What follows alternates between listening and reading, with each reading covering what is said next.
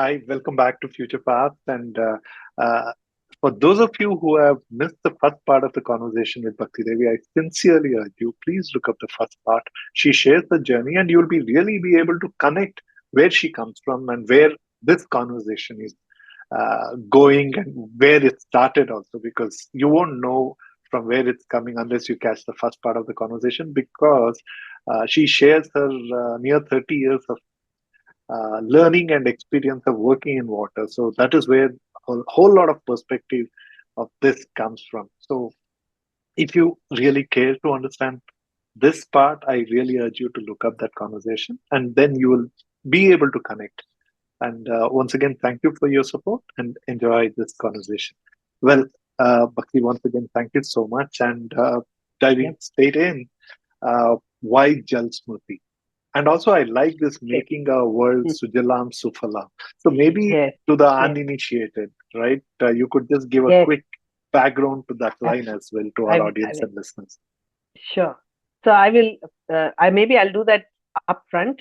So Sujalam Sufalam is a phrase which comes in our national song, Vande Mataram, and basically that song describes our heritage, our rich and glorious heritage of India, which is a land well endowed with water and well endowed with all kinds of vegetation. So that's the description we want to, Yeah, basically the Sujalam is the well water and hydrated, or Sufalam. Yeah, yes, Supalam is well endowed with water and vegetation. So one of the, and I'll come to exactly why that particular phrase. Of course, it gives a great vision that we want to restore that glory, the our natural heritage glory that we have had. And if you notice, we've called it making our world Sujalam Sufalam, which means that every one of us can make a difference just for the world around us. It is not to change, you don't need to change the whole world, but even if you make your own world well, you have the power to do your own world well, hydrated and well vegetated, then you have done your job and you are contributing to the greater good. That is why we actually phrased it like that, making our own world Sujalam Suflam, which will automatically make the whole world. If everyone did it, the whole world will become Sujalam wonderful. Suflam. And Jal Smruti. Yes. So Jal Smriti, it's again for those, it's an Indian word for Jal is water and Smriti is memory.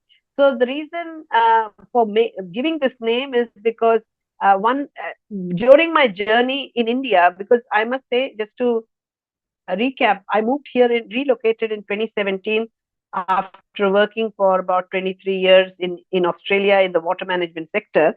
And when I relocated in 2017, because I was coming back after that long, I was I had decided to first study the urban landscape, understand the problems in urban. Then, when the COVID happened, I decided to use the opportunity to go and study the villages.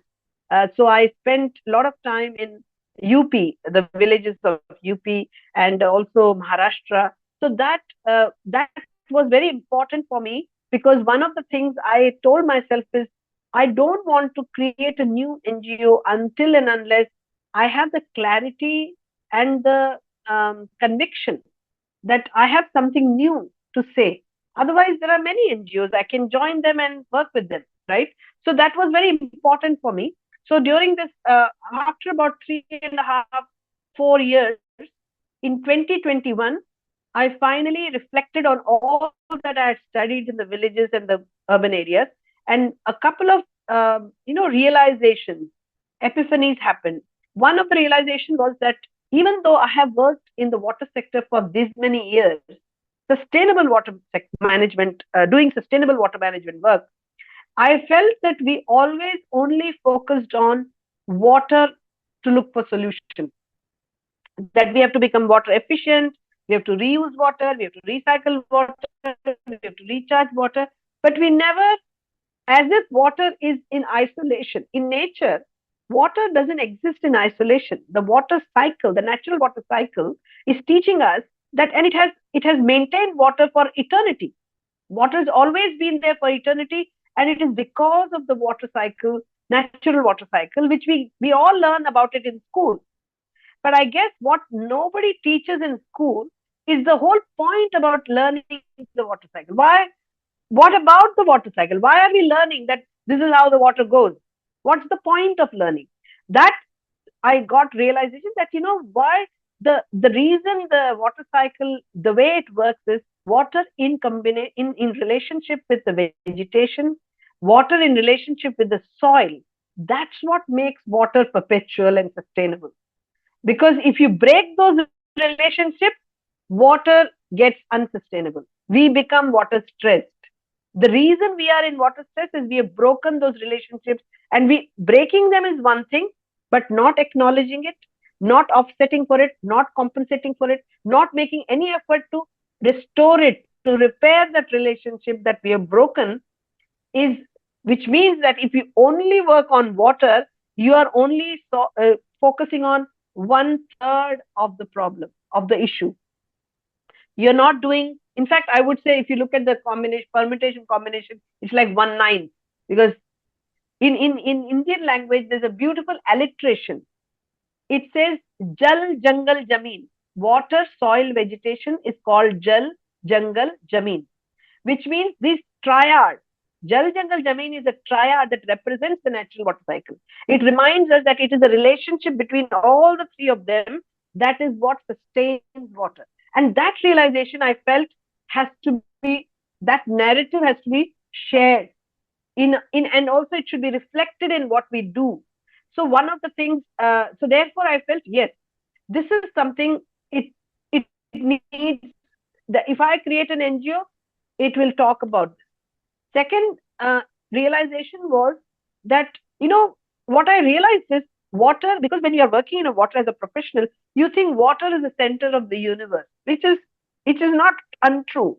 However, the way it plays out in reality is that people are not thinking about water, they are thinking about what the objective is. It could be, for example, when I was in a village, I was working with a team who were teaching or who were promoting a nutrition program to the farmers, where they were teaching them how to grow a kitchen garden, and they were giving them seeds to sow within their own backyard so that they can have nutritious fruits and vegetables for their family. So when they were going and talking to the villagers, they were getting pushback. And what the villagers were saying again and again, I heard them say, is that why are you giving us this? Because we have no water. What's the point of learning how to do kitchen garden when we don't even have water? And this people who had created this program, the training program of how to sow, what to do, it was a beautifully designed program, very well designed nutrition program. It was making them aware of the nutrition needs, and it was showing them practically how to do it. And what they missed out was having a module within that training which shows them how to take the gray water and divert it to that kitchen garden, right? So now, very nicely designed program, but they forgot to include water because they are focused on nutrition. They're someone who designed it is a nutrition expert, right? So they want to make sure that program is properly designed for nutrition. But water, I realize, is an invisible enabler of every program. If you're doing an education program, if you have not looked at water, your education program can fail. Because you may have a school, but if you don't provide the right water and sanitation facilities, students won't come. You will get dropouts. So your program will fail. So what that means is water is a critical success factor, but it is invisible because it's an enabler only. Right? You have a question? Yes. Well, I just wanted to ask you that, see, just taking UP where you came and spent some time after your comeback, apart from Maharashtra, just the thought that, UP's population is nearly 280 million, which is, and Australia is about 10% or less than 10% of UP's population. And your experience was in Sydney, which is, I don't know what is the population of Sydney, but I think it is significantly smaller compared to a big city like Bangalore also perhaps. Because Bangalore is... It's 5 million, nearly 5 million. 5 million. Bangalore is about 13 million. 13 or 14 million. So it's about 2.5 times that. So, correct. So Uh, well, your learning has been so extensive and so deep. But at the same time, how did you, or how do you still see this Yep. learning uh, from a, implementing or applying it in Indian scale context? Yes, I will. I will talk about that also. But because I need it, it's important to first tell what drove me to set up the NGO. And then I'll talk about Correct. the programs we are now. I must say, as I said, it's founded in 2021. So we are only three. We just turned three in May 24, right? So it's a new, but we have a vision, and I'll share about that. So the thing is that once I realized that, so what I felt is that the way we need to make water happen in a sustainable way is to partner with programs uh, who can be made more successful, right? To work with programs which are which always will require water, whether it's business, I mean, in terms of social programs, environmental programs. So that was the reason we felt we can be your memory for water while you focus on what you do good, and we will, from the behind, staying in the background, help you make your program a success. So what that does is water is more reflected in the service it provides. Water on its own, it's not important, but what it serves, the purpose of a program, is what the value of water lies. Value of water lies in what how it is servicing a program. It could be an education, how it enables an education program, how it enables a nutrition program, right? So that is why, like, I felt Jal Smruti is the right way to capture it. And so that was the name. And as you can see in the logo, that it is making sure that we are thinking about both the water, the white part of the soil, and the vegetation, the green. Without the three, water cannot sustain. So that's very important to, you know, explicitly share with the community in our narrative. So that is the way. So the vision became that, the other thing that that has driven for us to found the Jal Smruti is that we want to make sure that, because of we believe future of water is community owning and solving the water themselves for their own, whatever is in their control. They don't need to solve the world's problem, but they becoming Atmanirbhar, like self-sufficient, standing on their own to solve the problem, is the future of water. So keeping that future in mind, our programs are all about how to work with the community of water users. It could be farmers, it could be apartment building residents, it could be a hotel, doesn't matter, like education campus. Every property is a community of water users, right? So how do you empower them so they understand water enough to know how to solve it? And we can handhold them, we can show them, give them tools, we can give them training techniques, handholding, to make sure that they are solving their own problems, because we truly believe that is the future of water. So that, and also they understand water in the right way. That whole Jal Jangal Zameen idea is embedded in their mind, because right now the system, I feel, when you say water, we are almost water illiterate, because the system has made us illiterate. I don't think everyone decides to become water illiterate, because the way the system is, it doesn't require you to learn where the water comes from. It doesn't need you to know where the water goes after you've used it, right? It doesn't even require you to know how much you're using. So in the way the system is designed, it disconnects the people from the water source and any responsibility to, towards their responsibility towards water. So if we can make sure that the community is owning their own problem and their own solution, that is the way of the future. So that is what drives Jal Smruti, and that is our vision: empowered community who are capable to solve their own water problem. That's the So, simple vision what kind and of the people mission. did you Program. tap into to Correct. make Jal Smruti? Yes. As in, So uh, you said you didn't have much of a network in India, did you? So, yes, yes. who are the people who you could tap into to Yeah, make it? correct. So basically, first of all, I started by, of course, when I founded the Jal Smruti, I have three directors, very well connected, established people. Two of them one of them comes from a solid-based management experience and expertise, but very well connected and understanding of urban local bodies uh, with him. Behavior change is his specialty. Community, institutional building is something he has done. So that is one of the directors. Another director has brought water technologies and solutions from overseas and introduced to the government. Which means he understands the government, how the government works, government stakeholders. So that is another director. Third director is very good on how do you run an NGO in a very successful, self-sustaining, financially sustainable way. Because he's running two very successful NGOs already. So these are the three people who, along with me, are my co-directors. So that is my start. That became my start. But of course, when I was doing my work with the community by building the tools for solving the urban water problem, and then when I started to create, capacity building program for the village farmers, I had kind of developed enough idea about what I need to do, and then COVID actually helped me to put my messages out in the LinkedIn and build my network. Talk about the work I've done, connect with people who our as Jal Smruti we need to work with. So that was very helpful. That I started to. I had two aims. One was I need to know who is doing what in the water ecosystem in India, rural and urban, whether it's government, whether it's NGOs, whether it's think tank groups.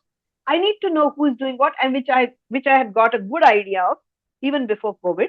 But the second part was I want them to also know that I'm doing something, because I'm a new person who has arrived, like almost parachuted, dropped from Australia.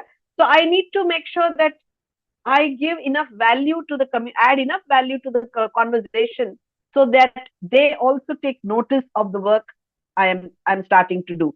Although I don't have a big history of work in India, but I feel that if I can add value in the conversations that we have as a water professional community, then that will help. And that started to happen, which was very helpful. And then so what we did was initial 3 years we managed to get we actually did programs for others. What that means is we actually did training program for Jal Jeevan Mission, right? So we ran training programs because they look for experts because the Jal Jeevan Mission is a huge rural drinking water program where a great big shift has happened, where community is owning and managing the infrastructure, and every single household is getting supplied with an assured quantity and an assured quality of water, which has never happened before, and all across India, right? So what that means is Indian government has really made a big budget for capacity building, because it's really shifted the role of an engineer from being just an engineer who is doing the uh, delivering the pipes and pumps, to someone who's service provider, not a pipe and pump provider, but providing a service of drinking water of assured quality and quantity, and a facilitator. Not it's very facilitation role, which means they need to involve the community in planning the rural drinking water scheme. They need to involve them in What design. I also understand is rural water supply is free, right? They're not metered or built. I mean, perhaps metered, but No, not built. not anymore. Correct? No, not No? any. So it's built, it's No, charged? so it's not free. It's not free. Okay. So it's charged. I'll tell you how the new scheme works. That they need to contribute to 10% of the capital program.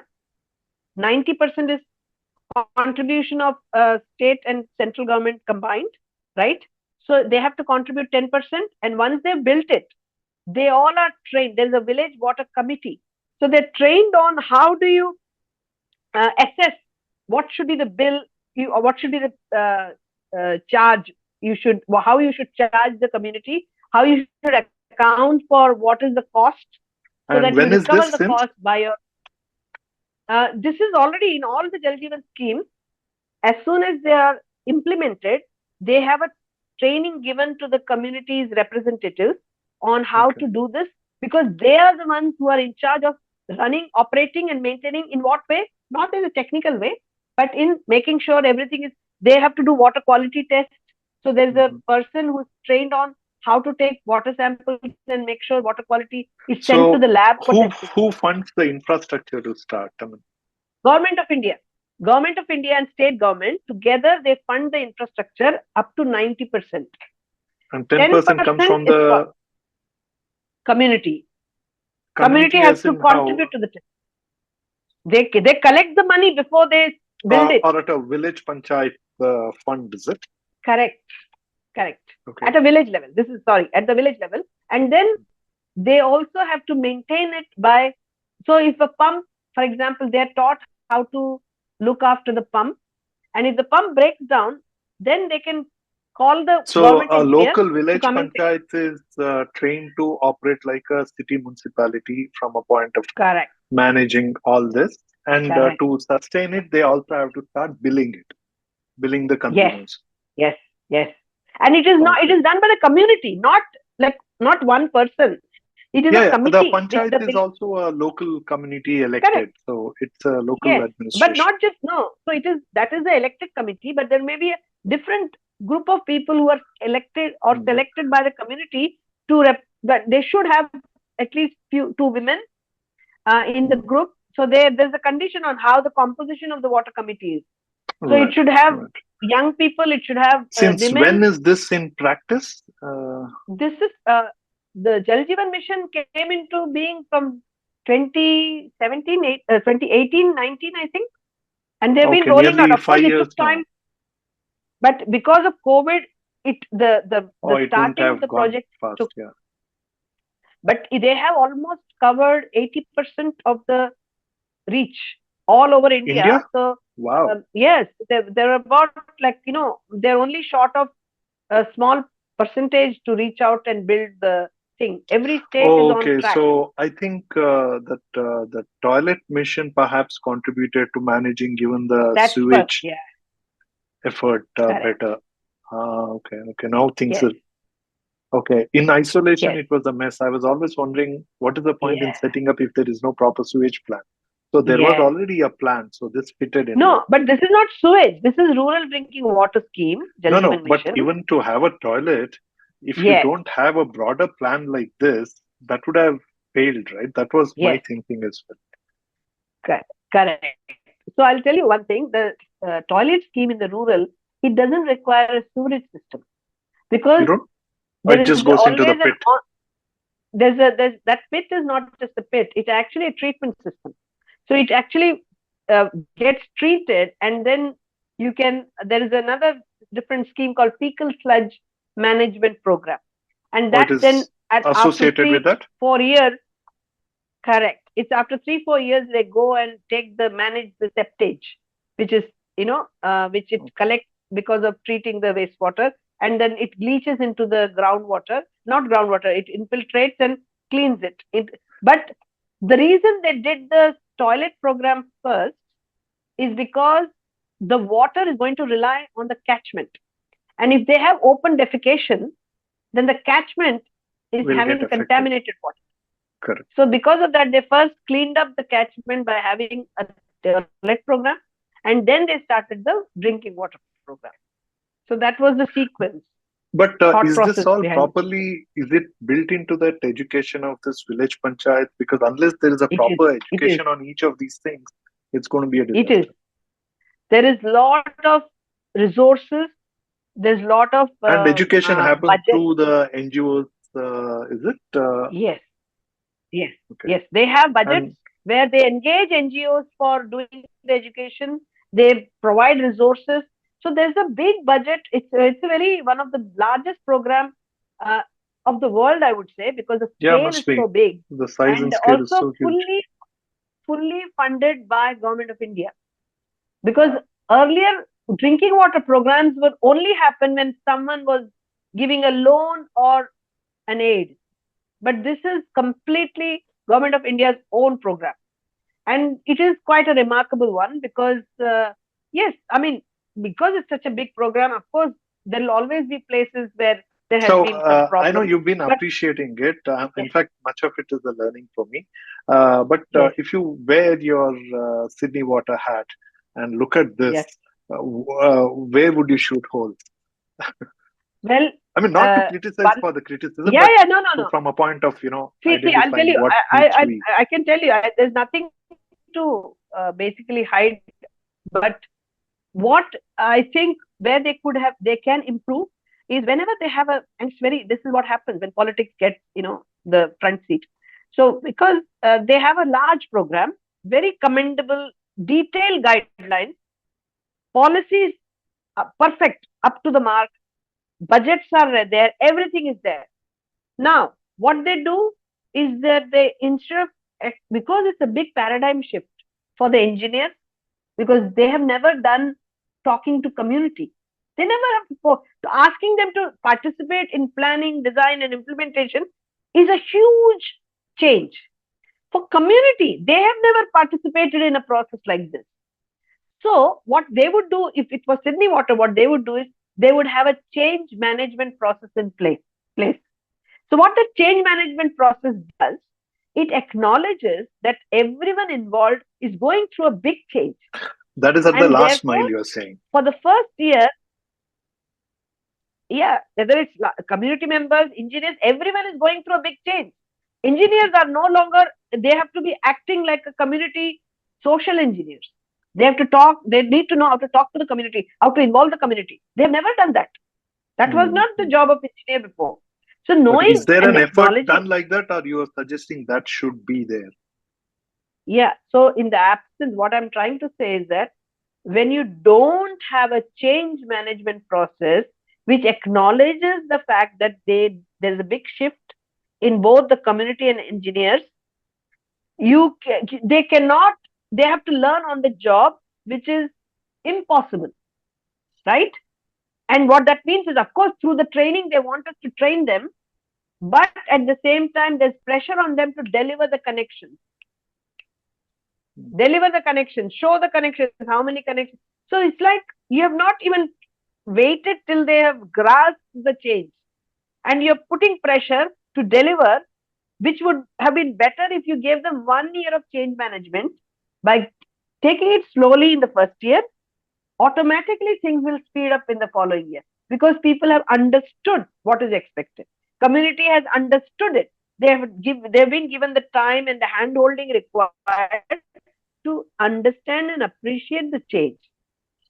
So Both all this parties have becomes to part of your come to mandate, that as in, understanding um, and appreciation, and change takes time, right? no, is So you this have to also give part of enough time, which Jal was not Smruti's given. mandate? Yes, yes.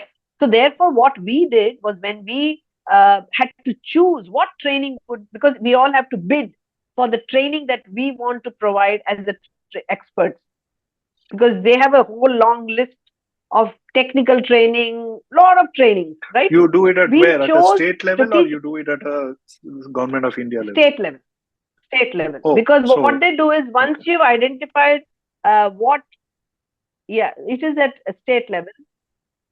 It is at state level, because once you have identified what you want to train on, then they organize us to go to the state, and they mobilize all the state level engineers and senior officers to come together to take the training.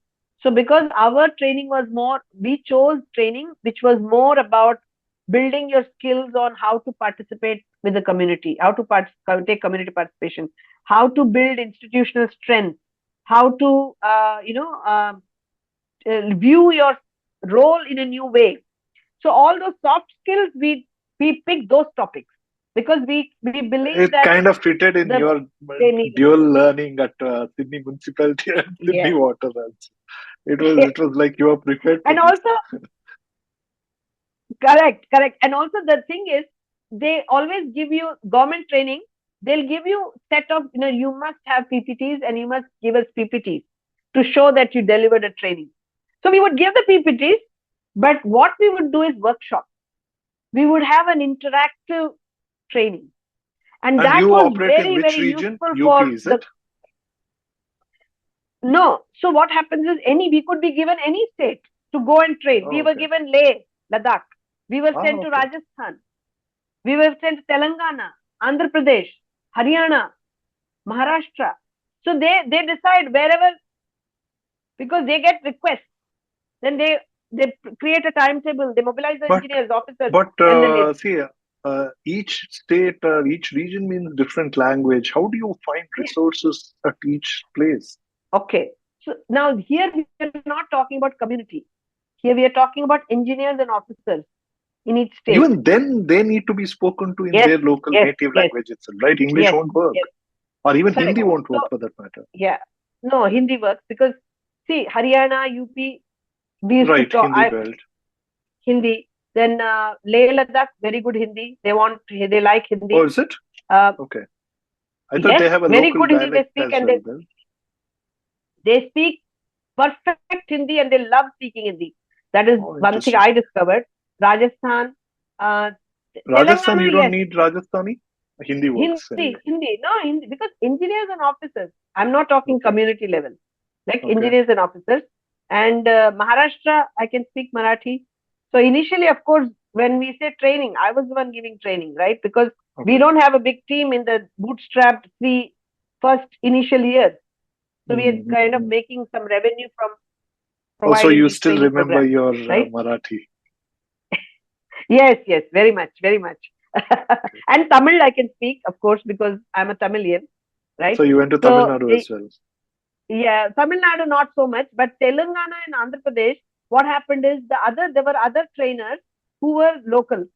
So they mostly would understand English. In Telangana, Andhra Pradesh, English was enough, but occasionally we would have our co-trainers help translate some of the things. So that would happen, right?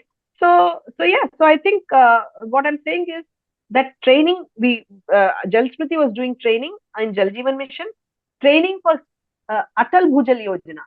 That's a sustainable groundwater management program, another big program by Government of India, which was funded by World Bank. So World Bank funding, and here, very interestingly, the scope is much bigger. It is not just drinking water. It is also covering the water used for irrigation of agriculture, which is most interesting because that's where And which is most of actually the. not charged for, right? It is actually Yes, free.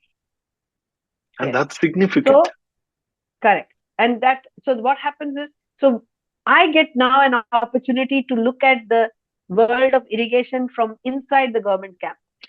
How they're doing it, and this is another beautifully designed program. Atal Bhujal Yojana, wonderful program. Again, community ownership, community empowerment.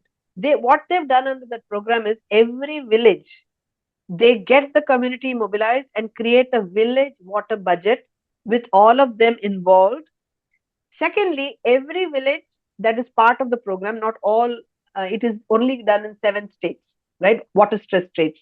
So every village which is part of the program, they have a piezometer, an Sorry, observation well. which are those 7 states? I'm just Uh, if I can remember, Uttar Pradesh, Haryana, Rajasthan, Maharashtra, Karnataka, uh, I think Telangana, and probably Madhya Pradesh.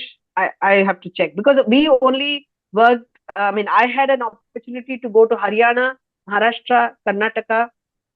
Um, yeah, I think it these should three not be states. Madhya Pradesh because Madhya Pradesh clearly does not have water It's not stress. water stress. Yeah, Yeah. And maybe also Tamil Nadu. Karnataka, I think it's part of the I think every state would be part of No, that no, state. Karnataka. Not all. See, Yeah. when even as they choose the state, they have The chosen certain regions, districts only. yeah, which Not are all states, stressed. Correct. not all villages. Yes, yes. Correct. So basically, this was. So what was again here, very well designed program.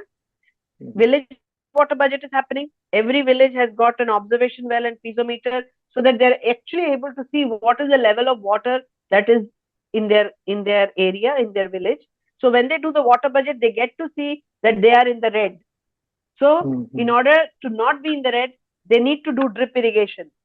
So Mhm. now they are adopting these uh, schemes, which are existing government schemes with different departments. So one department would give them drip scheme, another would give them watershed structures, So they understand, okay, we have to build watershed structures, right? Mm. Then another department would be agriculture, where they would be given subsidy or incentive for shifting to a low water using crop.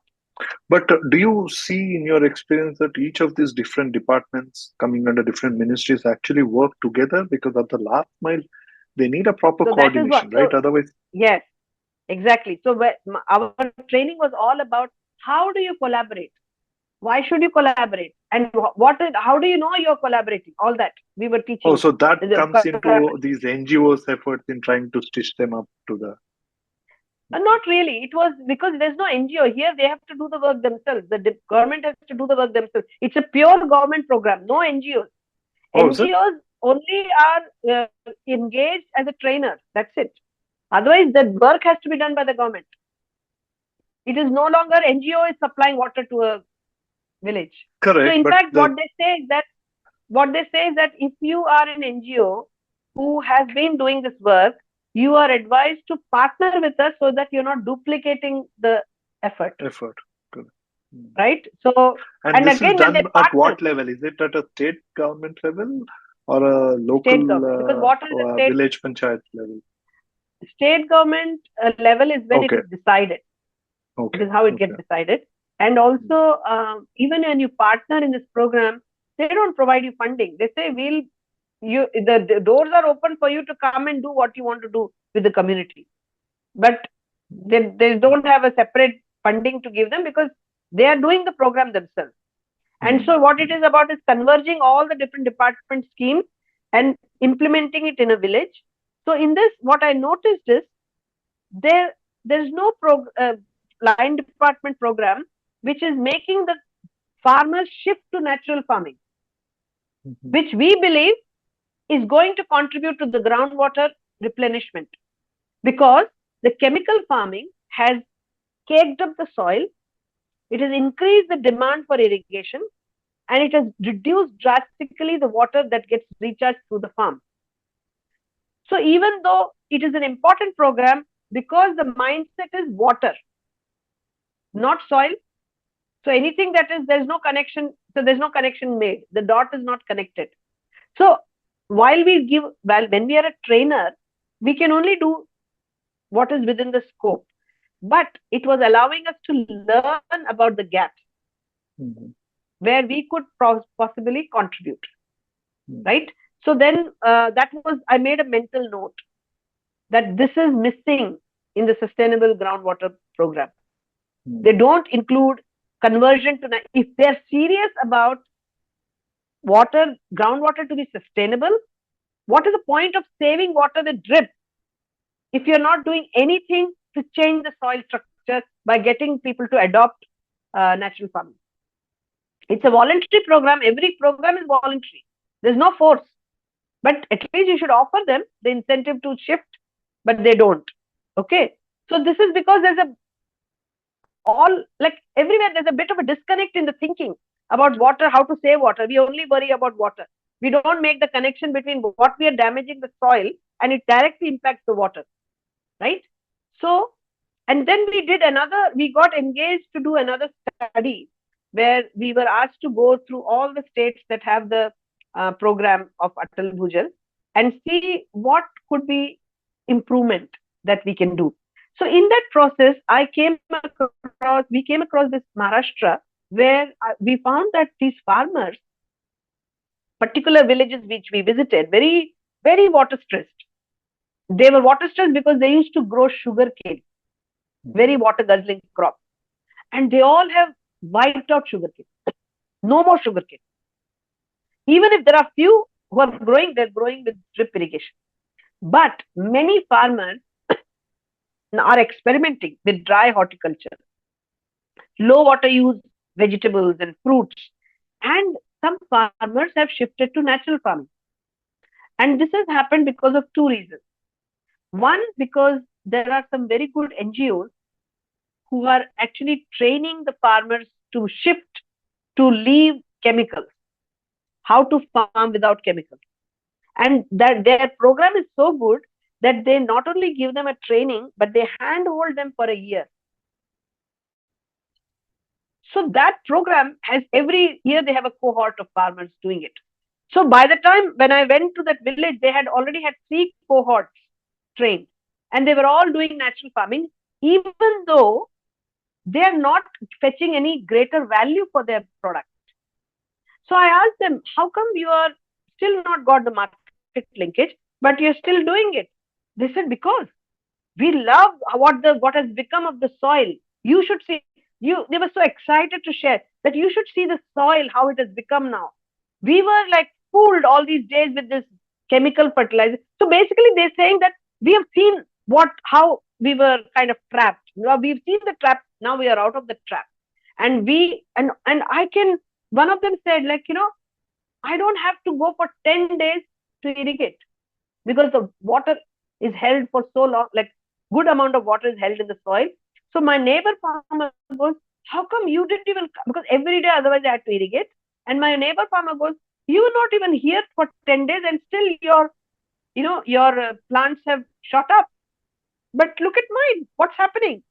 So now they're getting curious. Some others are getting curious who have not yet shifted, right? And then they say that more water is percolating in the well. Like we're getting more water rising in the well. We use less water to irrigate, we are getting more groundwater. So this is enough for us to, and we don't have to buy that poison anymore. And our own kids, we eat the same product when we sell it, so we don't eat poison anymore. So this is the magic of looking at the Jal Jungle Jami. Natural farming meets the requirement of that, perfectly the science of natural water cycle. It's aligned, it's attuned to the natural water cycle. Right. And I think once people start understanding and experiencing the change, they will naturally double down. But we need to just give more time to. Correct. So what Jal Smruti decided to do, that in our 4th year, because we have finished 3 years in this, we have provided training. One of the projects we also did was we created a water leadership curriculum for a university. So all that made us money. Okay. Made us some revenue because we are still bootstrapped.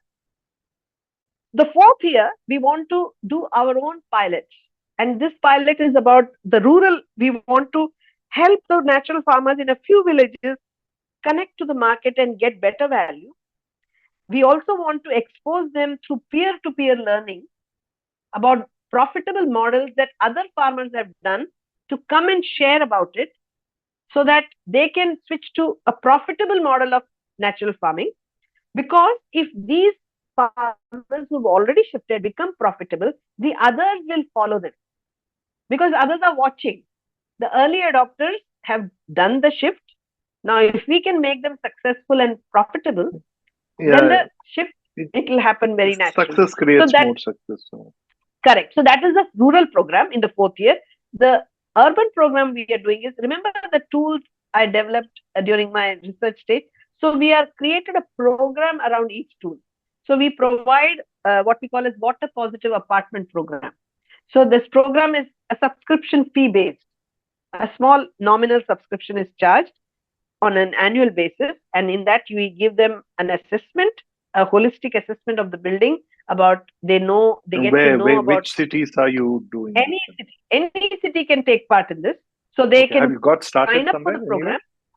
Yes, no, not yet. This is just the 4th year. We just started the 4th year, so we are pitching. So the idea is to get a few pilots, successful pilots going in the.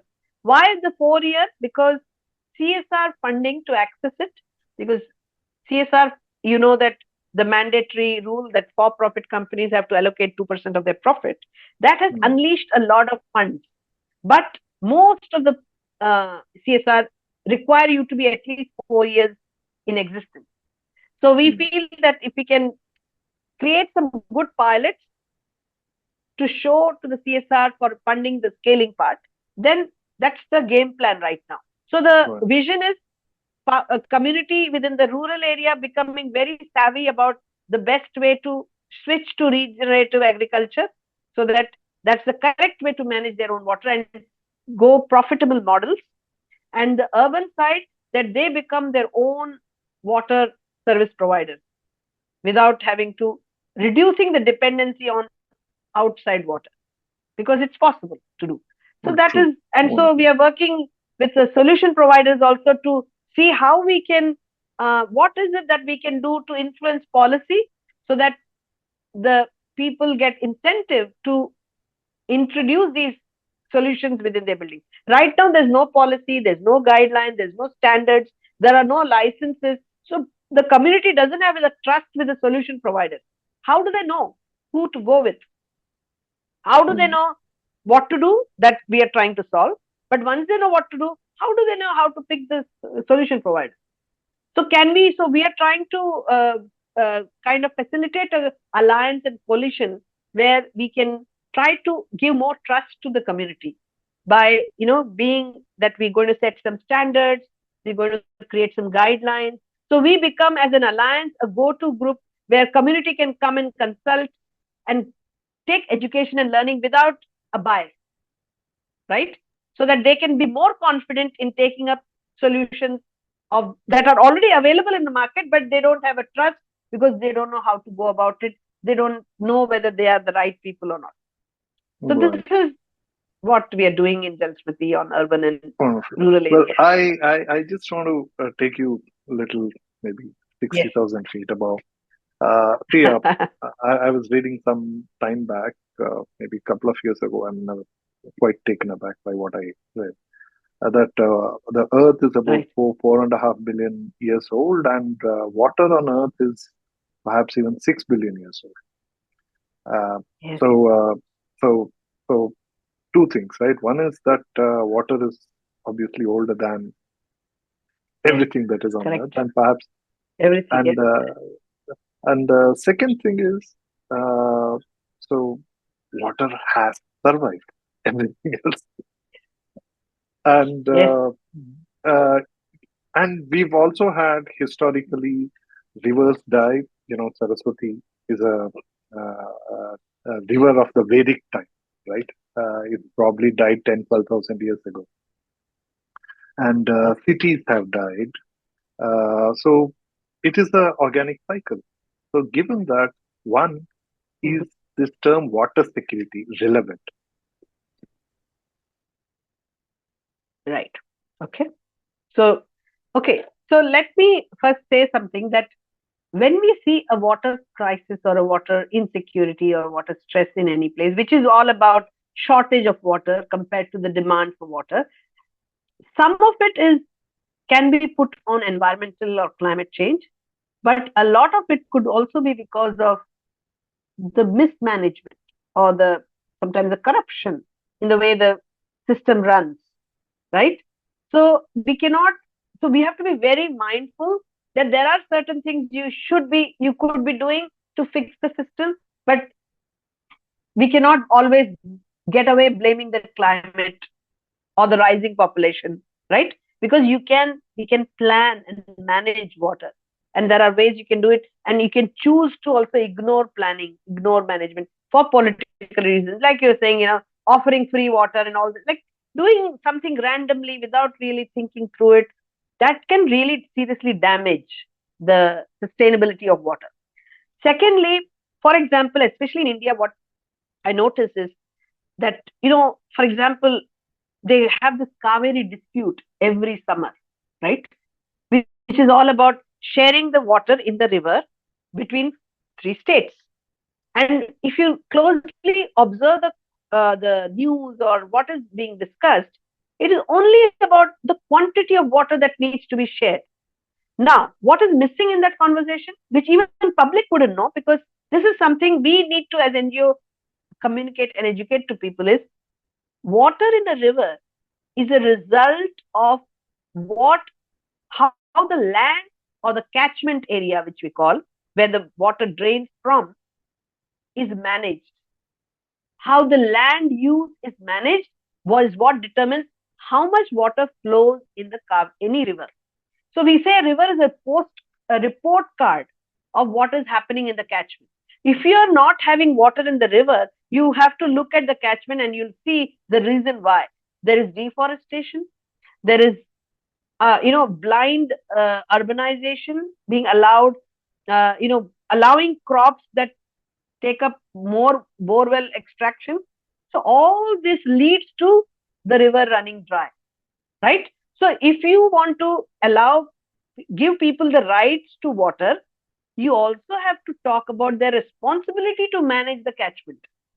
Because if each state is managing their part of the catchment, then they have a right to ask for water.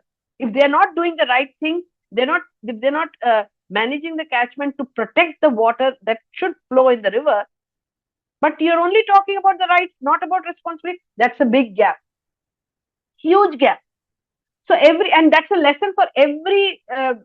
We have huge river basins, like rivers all across India, right? All the river catchment management plans should be accountable. Like every state has to have a responsibility to report on what is it that they're doing on catchment, on managing their land, and because what they do matters on what is flowing in the river. Right now, Gomti River, like many rivers, are under stress because they're used for irrigation, they're used for supplying cities. And suddenly, when they look at it, there's not enough water. Why? Because there's encroachments that have been allowed in the past, which have stopped the river to flow in the right direction, and also the groundwater uh, flow is not happening, recharge is not happening. Borewell extraction is uh, like unaccounted for, unregulated. Anybody can extract how much ever borewell. So if you don't do this, of course the rivers will be running dry. And whenever you do river rejuvenation, you only come to the river and clean it up.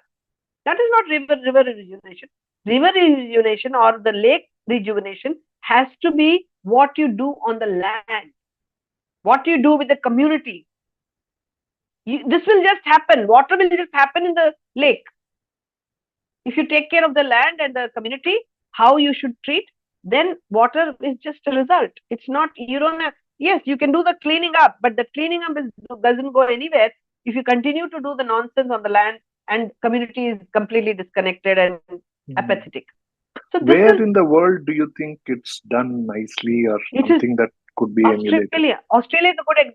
I'll tell you, Australia is a good example where city of Sydney is a very urbanized municipality.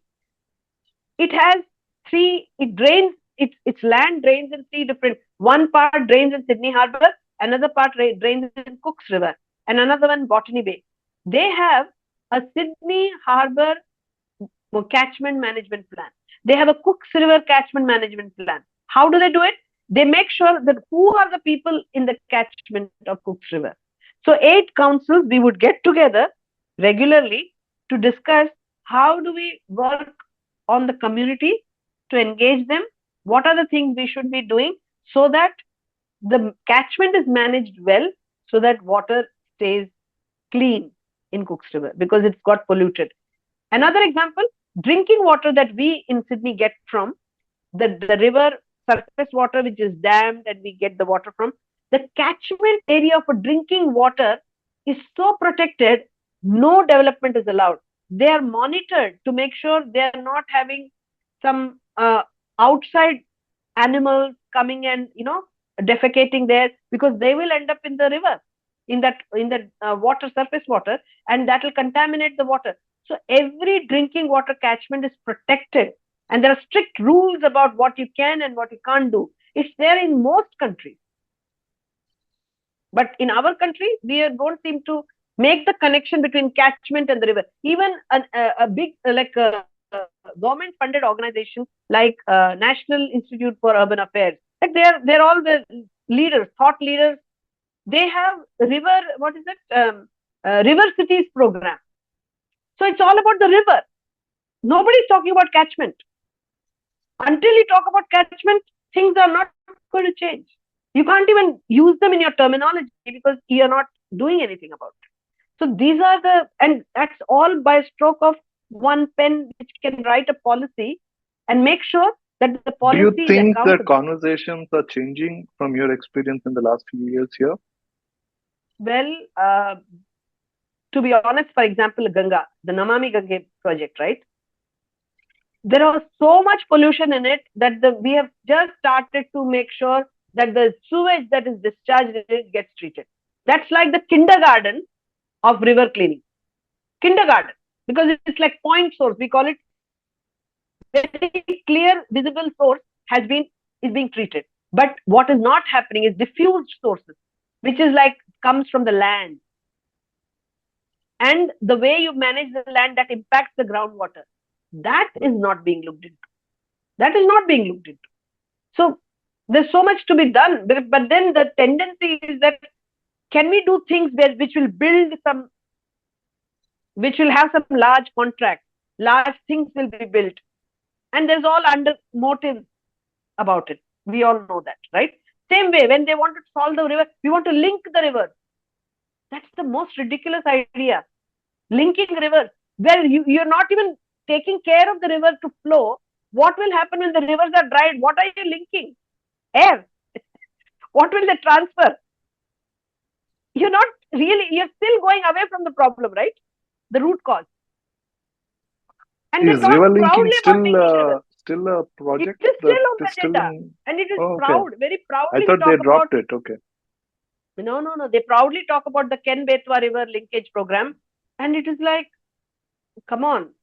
You have already done some mistakes. Now don't make more blunders.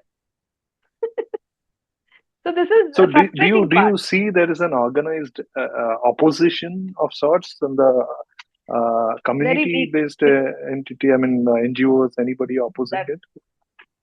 that is where I think. I mean, I must say there are very good, think tanks in India who have been putting out material to get the attention of the government, but it is like it's falling on deaf ears almost. So that's when I feel really community, until they understand, and there is a culture of activism, volunteering, asking for what is right. If that culture is not nurtured, I don't think, because you know all the good uh, vision we have about being nationalistic, which is very important, very useful to know our, look back at our heritage and feel proud about it. But going forward, unless and until we put environment in the front as a life supporting, we cannot ignore a life supporting system. And if we cannot critically examine what is needed to fix that, it is it's going to be a big ask, because all of I mean, our population rise, our climate change, everything is going to act against us, unfortunately, if we don't take and these actions are not difficult to take. For example, if you just decided, because Pani Foundation is a very large foundation which has demonstrated within 45 days, hundreds of villages gather and they built the water harvesting structures, so that before the monsoon they build it and everything gets revived. So what I'm saying is, there are simple solutions to be done in very simple, community engaged ways. Natural farming, very simple to do. But then, Do why is you it want to only give two a people? shout out? Do you want to give a Yes, shout out using this opportunity for I people, think that kind of definitely. people that you want to reach out and collaborate with Yes, Jal Smruti efforts? absolutely. So as I said, that's why I like the opportunity of airing my views of based on our experience. Is that, look, natural farming can tick all the boxes for which you are putting so much funds: sustainable groundwater management, carbon sequestration, good nutritious food, right? All these boxes are ticked and you're solving all the, saving cost everywhere. Why wouldn't you write a policy and just get it going? You can do it. It's a matter of stroke of pen. I always say it's a policy matter. But of course, policy to be made in a way that community is involved, and therefore community also holds the policy to account. Because the way the policy gets done here is someone just writes it. There's no consultation, there's no input. Some expert is hired and they've written the policy. And that what it does is you laid a weak foundation for a policy, because there is nobody to monitor and account how the policy is going. When you have a policy that is made in a way that you get engage the people in a accountable way, then only you're laying a good foundation for the policy. So I'm very, like, Jalsmati definitely would like to work with organizations who want to make this shift about bringing the community to understand that you need to demand this of your local government, state government, even village, but every level you can ask for it, because community is the most powerful thing. And that is the only reason what made me take the bold step of leaving a job and coming to India, only because I know community is powerful. I don't care what the government does. I don't, because they will come and go. But it is a community. If they can be empowered, we can change things. And I think good thing is slowly the awakening is happening, because we have all the resources which community has access to. Community wants to know. And the young population that we have is very curious, I think, and they don't want to, they want to have a better future for themselves, and they understood that so far we have not done well, because they are also well exposed to the world. They're well traveled. So all this is really a very good environment where I truly believe that the change will happen, and in India definitely it will happen, because we are smart bunch of people. We are not stupid, and I really have a lot of faith in the young people, because they are bold and they're questioning, they're challenging, and that's very important. That's Absolutely. where I get the hope from the young people. Yeah, sure. Well, you can actually reach out to Jal Smruti. The links are right below this podcast. You can also follow Bhakti's efforts. You can follow Jalsmati. her and also connect with her. So please look it up and also share it with all those people you think are interested in this line of work, are putting some effort in this. Probably, you can come together and contribute to this effort, because I'm sure this is what pretty much everybody wants, Yes, but very few of us are actually yes, doing something about it. So here is an opportunity to come together and put strengthen this effort. So do take it up, do share it across, and do come back, because we are going to get Bhakti to share her perspective on future and also perhaps get few predictions from her. So till we get on to that, do share this across. And once again, if you have not yet subscribed to Future Fast, do it right now. Thank you so much. Bhakti, once again, thank you so much for what you're doing my pleasure, my and pleasure. also this. Yes, thank you, my pleasure.